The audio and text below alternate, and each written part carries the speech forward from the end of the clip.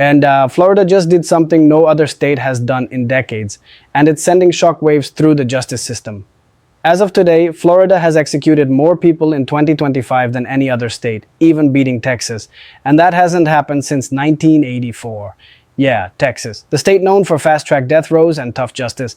But this case, it's especially haunting. Tonight, Edward Zakrzewski II, a former U.S. Air Force sergeant, is scheduled to be executed by lethal injection. The reason? One of the most disturbing family murders in Florida's history.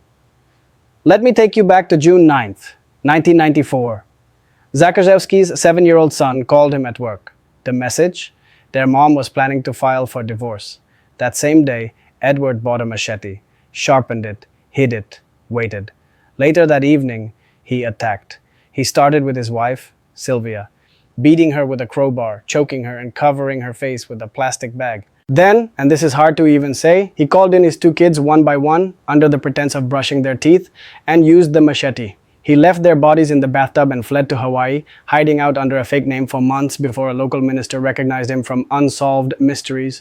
Eventually, Zakrzewski turned himself in. Now some argue he was remorseful, that he pleaded guilty, that he lived an honorable military life before the murders.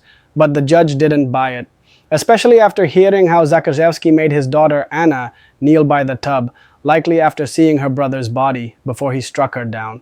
The court said, there is no more heinous, cold-blooded way to die. Fast forward to now, July 31st, 2025, and Florida is on pace for a record-breaking year in executions. Governor Ron DeSantis says he's making this a priority to bring closure to victims' families who have waited decades. But critics are asking, at what cost? Human rights groups are raising alarms over how much taxpayer money is being spent on executions, whether the death penalty really prevents crime, and why Florida is so far out of step with the rest of the nation. Florida's pushing ahead with more executions already scheduled for August, while public support for the death penalty has fallen to just about 50% nationwide. So here's the real question: is justice being served, or are we just repeating history in a darker shade? Let me know in the comments what you think about this case, and whether the death penalty should still exist in America in 2025. Don't forget to subscribe for more real stories that shake the system and challenge how we think.